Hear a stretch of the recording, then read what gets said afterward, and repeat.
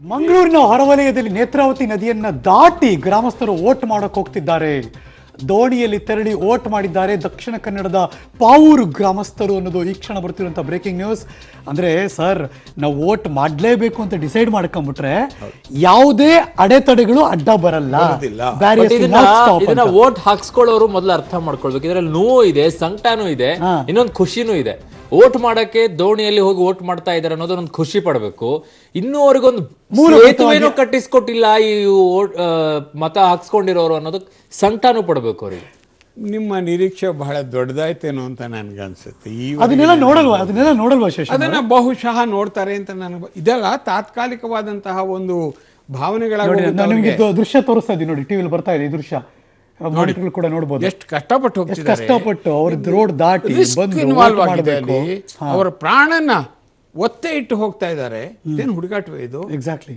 ಅದರಿಂದ ನಾವು ಈ ಸಂದರ್ಭದಲ್ಲಿ ಜನಪ್ರತಿನಿಧಿಗಳಿಗೆ ಕ್ಷೇಮ ಅನ್ಸುತ್ತೆ. ಅದನ್ನೇ ನೀವು ಒಳ್ಳೆ ಮಾತು ಹೇಳಿದ್ರಿ. ಜನಪ್ರತಿನಿಧಿಗಳು ಇದನ್ನು ಅರ್ಥ ಮಾಡ್ಕೋಬೇಕಾಗಿದೆ. ಬಹುಶಃ ಅದು ಅರ್ಥ ಮಾಡ್ಕೊಂಡ್ರೆ ನಮ್ಮ ದೇಶ ಸುಲಭವಾಗಿ ಮುಂದೆ ಹೋಗೋದಕ್ಕೆ. ಜನರ ಮನಸ್ಥಿತಿನೂ ಅದಿಲ್ವಾ ನೋಡಬೇಕು. ಇನ್ನೊಂದು ಈ ಒಂದು ಪ್ರಶ್ನೆ ನೀವಿಬ್ರು ಕೇಳಿದ್ರಿ, ಏನಿದು ಯಾತಕ್ಕಿದೆ ಹೆಚ್ಚುತ್ತಾ ಇದೆ? ನಿಜ, ಆಡಳಿತ ಯಂತ್ರಕ್ಕೆ ಸಹಿತ ನಾವು ಒಂದು ರೀತಿಯಲ್ಲಿ ಅವರನ್ನು ಸಹಿತ ನಾವು ಅಭಿನಂದಿಸಬೇಕಾಗುತ್ತೆ. ನೀವು ವಾಚ್ ಮಾಡ್ತಾ ಇದ್ದೀರಿ ಅಂತ ಕಾಣುತ್ತೆ. ಯಾವುದೇ ಒಂದು ಹಳ್ಳಿಗೆ ಹೋಗಿ ಅಥವಾ ಊರಿಗೆ ಹೋಗಿ ಅಥವಾ ಬೂತ್ ಇರೋ ಜಾಗಗಳಿಗೆ ಹೋಗಿ ಇಷ್ಟು ಎಚ್ಚರಿಕೆಯಿಂದ ಮುಕ್ತವಾದಂತಹ ಒಂದು ವಾತಾವರಣದಲ್ಲಿ ಜನ ಮತ ಹಾಕಬೇಕು ಅನ್ನೋದಕ್ಕೆ ಆಡಳಿತ ಯಂತ್ರ ವಿಶೇಷವಾಗಿ ಗಮನ ಕೊಡ್ತಾ ಇದೆ. ಬಹುಶಃ ಪ್ರಜಾತಂತ್ರ ವ್ಯವಸ್ಥೆಯಲ್ಲಿ ಇದೊಂದು ದೊಡ್ಡ ಪ್ರಯೋಗ ಆಗ್ತಾ ಇದೆ. ಇಷ್ಟು ಚೆನ್ನಾಗಿ ಇಲ್ಲ, ಪ್ರತಿ ವರ್ಷವೂ ಮಾಡ್ತಾ ಇದ್ದಾರೆ. ಆದರೂ ಸಹಿತ ಜನರನ್ನು ಪ್ರೋತ್ಸಾಹಿಸಬೇಕು, ಜನರನ್ನ ಮತಗಟ್ಟೆಗೆ ಕರ್ಕೊಂಡ್ಬರ್ಬೇಕು ಅನ್ನೋದಕ್ಕೆ ಏನಾರು ಯೋಜನೆಗಳು ಹಾಕೊಂಡಿದ್ದಾರೆ ಗೊತ್ತೇನು?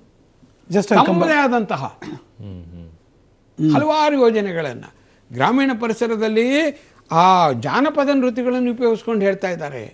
ಸಿಟಿಗಳಲ್ಲಿ ಮತ್ತೆ ರೋಡ್ ಶೋಗಳು ನಡೀತಾ ಇದೆ, ಬೀದಿ ನಾಟಕಗಳು ನಡೀತಾ ಇದೆ. ಇದರ ಅರ್ಥವೇನು?